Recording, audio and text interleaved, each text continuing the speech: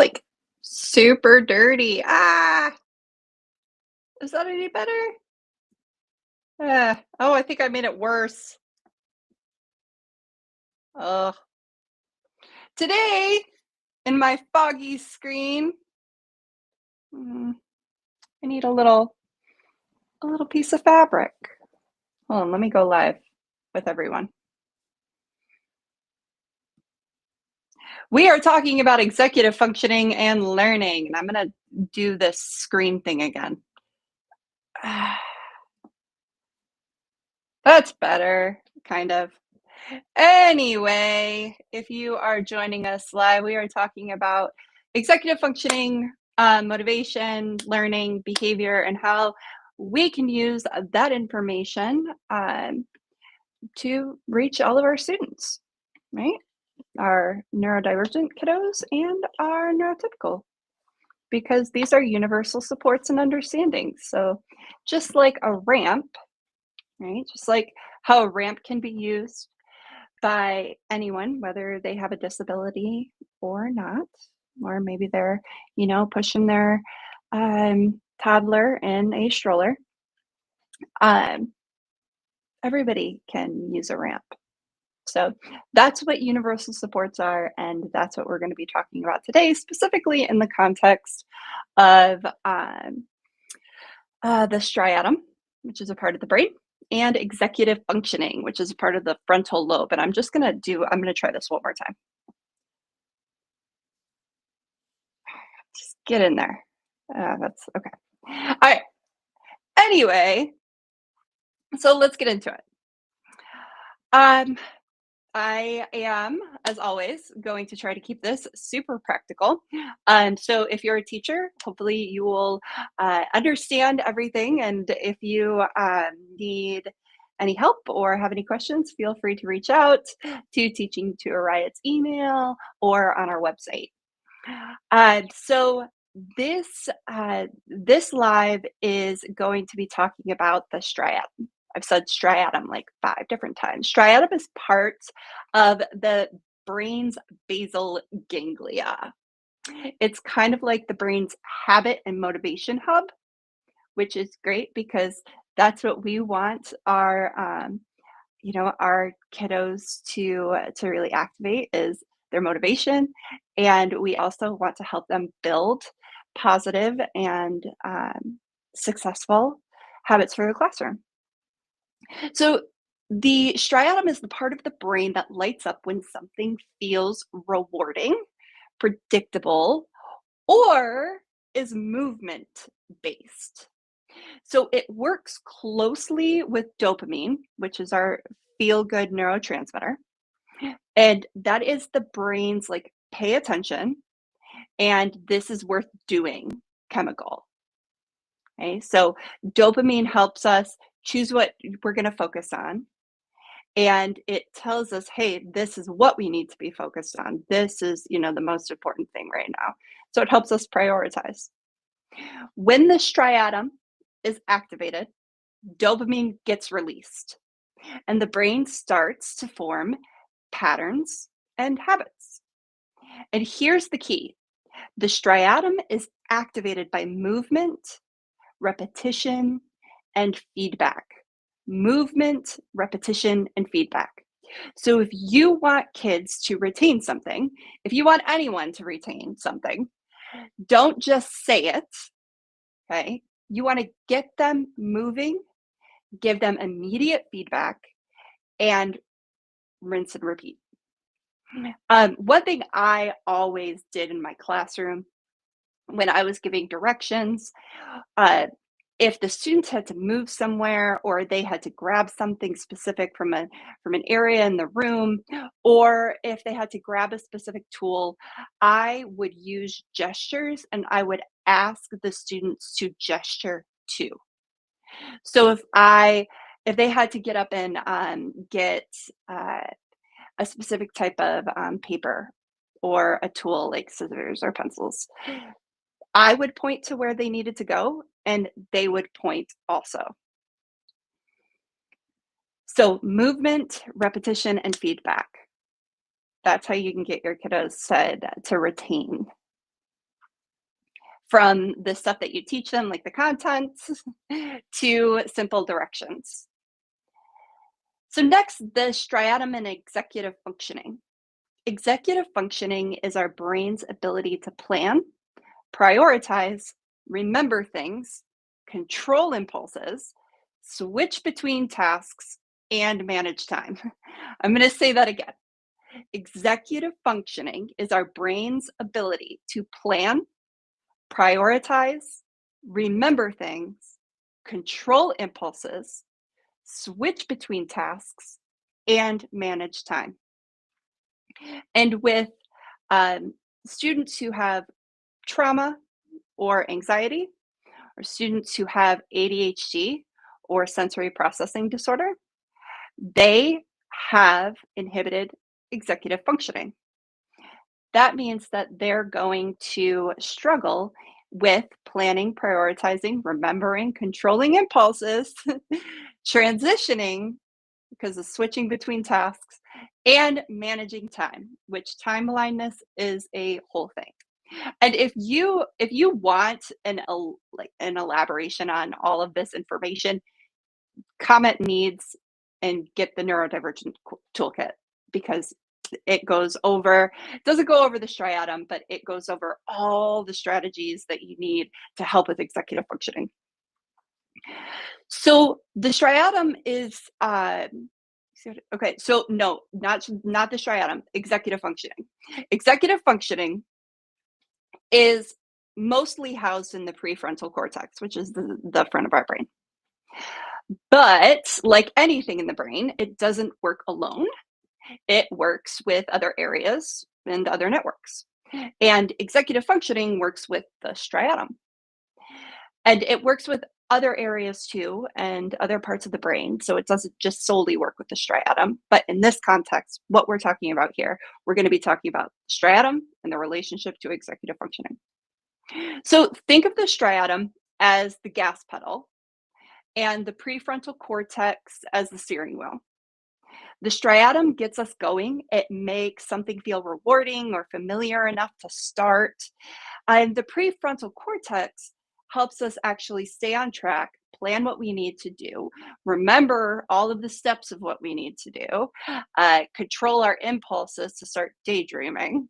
It does the executive functioning really is running the show, and the striatum is like the gas pedal, or the cheerleader that gets the executive functioning going. So when a student struggles with executive functioning, like remembering directions or staying organized, it's not just about them trying harder. Their brain might not be motivated enough or wired correctly for the task yet. Okay. And that's where this lab is going to come in. So, what does this look like in the classroom? Okay. Kids, students, the brain doesn't learn well from just listening. They learn when we repeat things with movement, rhythm, and feedback. And the closer you can get the feedback to the actual incident, the better off that feedback is going to close the feedback loop, and the feedback is directly going to influence the learning or the behavior, which is where you get a lot of contention from grades. Uh, so movement, rhythm, and feedback all activate the striatum. If we want kids to plan, remember, and stay focused, we need to build those executive functioning skills with scaffolds. The neurodivergent toolkit, filled with hundreds of them. Visual checklists, timers, routines, gesturing, rhythm in the classroom. That could be clapping. It could be using actually, it could be using a pillow and like drumsticks. And routines. So creating habits, keeping your schedules up, making sure that you're staying to a routine as much as possible. When a student won't do the work, ask yourself, does the task feel doable?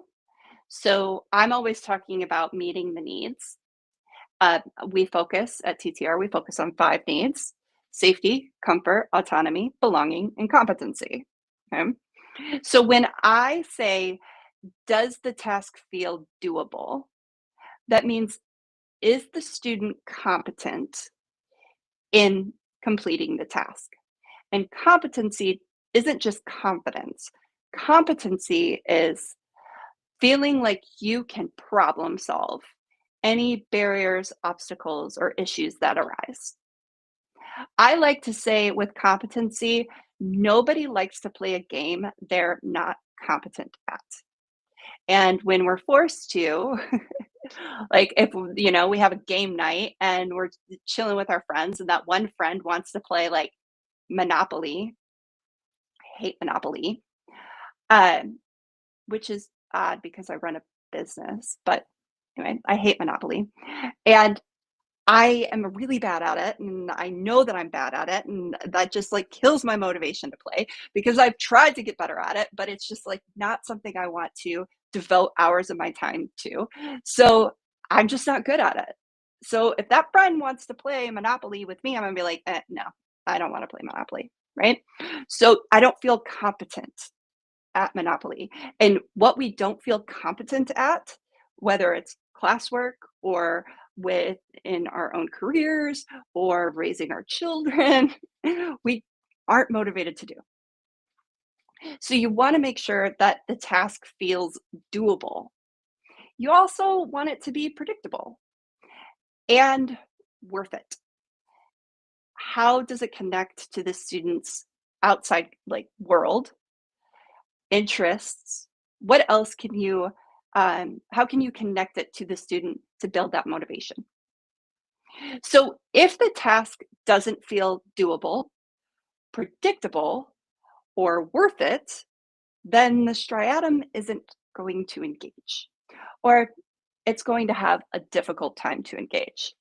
And that means motivation is going to be low and the executive functioning is going to shut down. So the striatum loves feedback and not good job.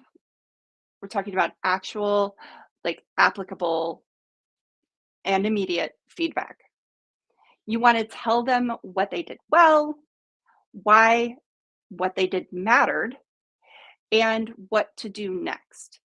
And if you have a student that has a lot, you have to correct a lot, don't try to correct everything at once. Focus on one small thing and then give them feedback on that one small thing. And also give them feedback on something they did well.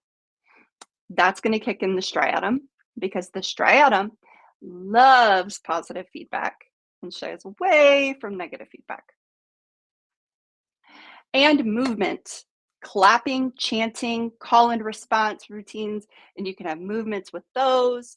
Um, even that I'm creating a freebie of how you can use the cootie catcher in different ways in your classroom.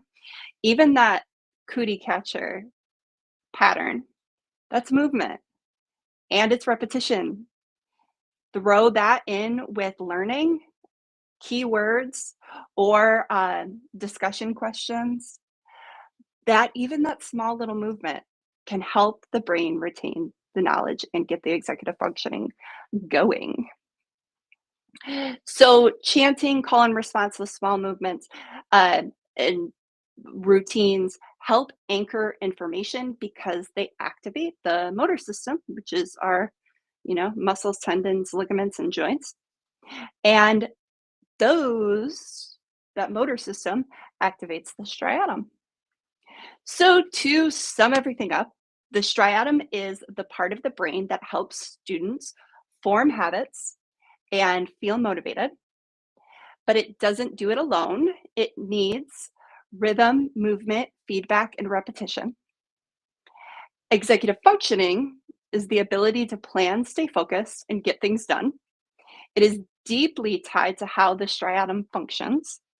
When we understand that, we stop blaming our students and we can start giving them the tools their brains actually need to learn.